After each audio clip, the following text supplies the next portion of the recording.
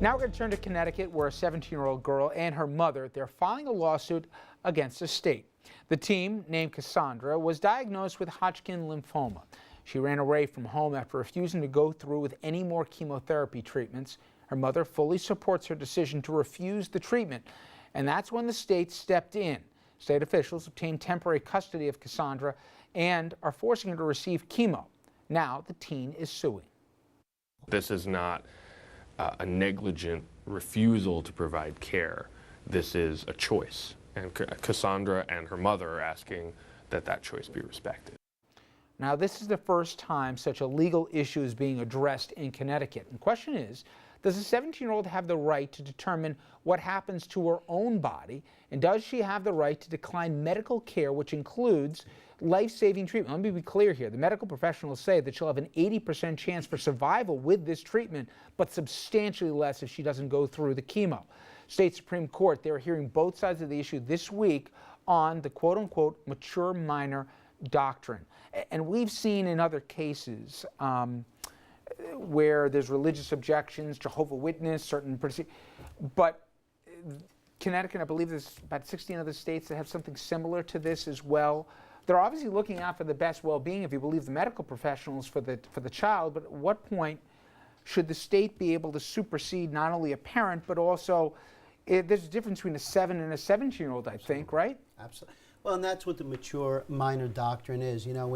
We all have these changing demarcations of ages, when you can go to war, when you can drink, and so on and so forth. So you need to be 18 to make the decision that the 17-year-old is making. And the mature minor doctrine, essentially, if it's adopted, you hold a hearing to determine whether the minor in question has the mental and emotional capacity to make the decision on his or her own, and that is what's being litigated. I mean, it's, from a father's standpoint, you want the child to receive the treatment. But from a legal standpoint, how 17, 18, they're very close. You can have a very mature 17-year-old that is able to make the decision on her own. I mean, she's almost an adult. Yeah. With that law on the books in Connecticut, to you, Bill, does it matter if she was 7 or 17? 7 or 17? Yeah. Yes. Of course. Because a 7-year-old doesn't have the same level of maturity and cognitive ability to understand and appreciate what the results of making decision A is as compared to making decision B. So in this particular case, I see a world of difference. I don't see a difference between 17 and 18. I think that's an arbitrary, demarcation, and I just don't see why. Look, I'm sure that there are plenty of 17-year-olds who are substantially more mature than 18-year-olds are. So I don't think the age itself is the determinant factor. It's illegal to commit suicide, okay? I mean, forget the practicality of it, but you can't kill yourself. So if you can show if not a medical certainty, to an overwhelmingly confidence of fact that if you have this treatment, you have a far greater chance of survival than you don't. Where does the line start, forgetting the age for the moment, Mayo, about looking out for the self-interest for someone that may not be looking out for their own, and their parent, arguably, follow me with this argument, isn't also looking out for the self-interest or the medical long-term health of their child? Well, I think that there's a difference between suicide and choosing not to take steps to prolong life. But I agree, I grant you that, but I'm saying if we agree that you can't do anything to harm yourself, okay, are we now in a judgment phase as to where that comes in and where it doesn't? Well, there are different ways to look at that, because you'll talk to doctors, and when you're talking about the use of chemotherapy, some doctors actually call it the poison, and they'll acknowledge that that's essentially what it is. It's killing tissue. Every tissue that it comes in contact with is being destroyed. So there is a harm. There's no guarantee that it's going to save her. I mean, the likelihood is that it will prolong her life. But even then, no one can really say how much longer it's going to prolong her life.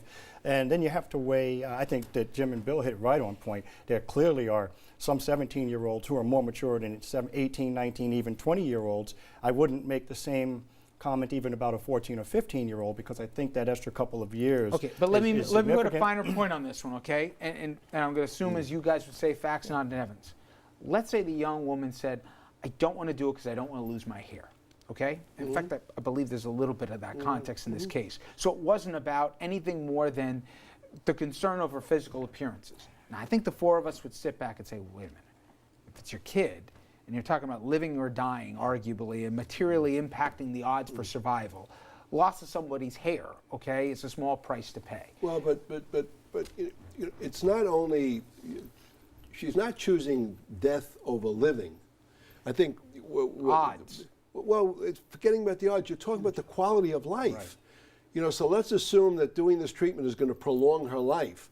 But but the trade-off is going to be she's going to lose her hair. She's going to become nauseous. She's going to not have any enjoyment of life. So she should have the right, if she's mature enough to make the decision. For whatever it is, in this particular case, it wasn't just talking about prolonging an inevitable. They were talking about substantially increasing the risk, the rate of survival. 85%, and I will tell you that that's what these hearings are about. I mean, my personal opinion is I don't want to lose my hair is not a mature decision. Her decision, you know, about the toxins going into her body and poisoning, and apparently it's something that she has thought about for a long time.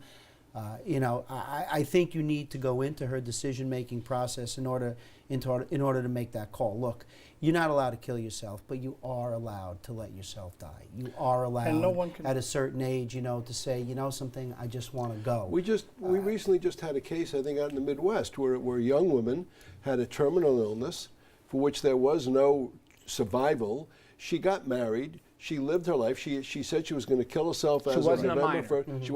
She wasn't a minor, but when Jim says nobody has a right to kill himself, that's exactly what that woman did, because the pain was so unbearable and the quality of life was non-existent. She made a conscious decision. Yeah, and I totally understand the death with dignity. My only point, though, is, at least at face value, the judgment, and who am I to decide, granted, but her judgment was a concern over physical appearances, even though the material difference over long-term survival or not would be made with that as a judgment.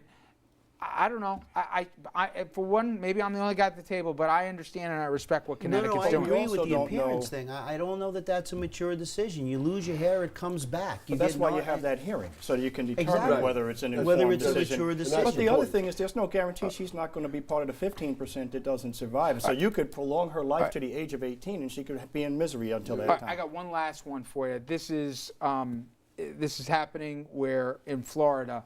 I know I'm up against it, I hear you guys, but here's the question. There's a gun range where 13-year-olds can go and shoot assault weapons. It's legal. I looked at the state law. Yeah. You're not allowed to go, you're not allowed to own a gun as a 13-year-old, but if you go on a hunting where you're supervised with a parent, or if you go to a shooting range where they're shooting literally semi-automatic or assault weapons here, that's somehow legal. My only point is, if I can't say to my kid, hey, I'm supervising you, have a drink, or I'm supervising, I'm sitting next to you, go drive the car.